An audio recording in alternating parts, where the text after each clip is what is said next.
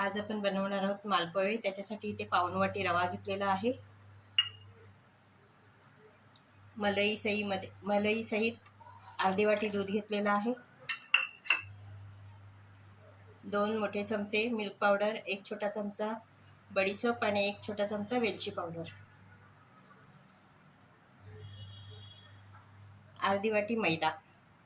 सर्व मिश्रण आपण मिक्सरमध्ये वाटून घेणार आहोत। तयार केलेलं मिश्रण आपण एका भांड्यामध्ये काढून घेणार आहोत।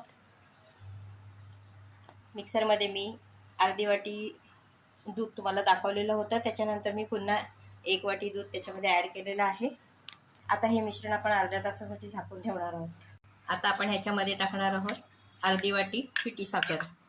इथे साखर किंवा गूळ तुम्ही तुमच्या आवडीनुसार वापरू शकता। छान मिक्स करून घ्यायचं आहे। मध्ये तेल छान गरम करून घेतलेलं आहे। आता आपण त्याच्यामध्ये मालपोहे टाकून घेणार आहोत। आता ह्याला आपण पलटी करून घेणार आहोत।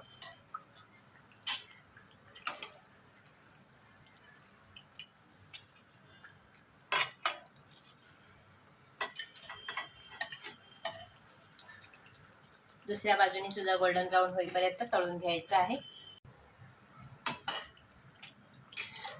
आता हा बनवून तयार आहे। अशाच पद्धतीने मी आणखी एक बनवून दाखवते। मालपोहे बनवून झालेले आहेत। त्याला मी इथे ड्रायफ्रूटचे काप आहेत त्याच्याने गार्निश करते आहे। तुम्ही तुमच्या आवडीप्रमाणे त्याच्यावरती रसमलाई वगैरे वापरू शकता, केसर वापरू शकताय। इथे एकदम मऊसूत असे मालपोहे बनवून तयार आहेत।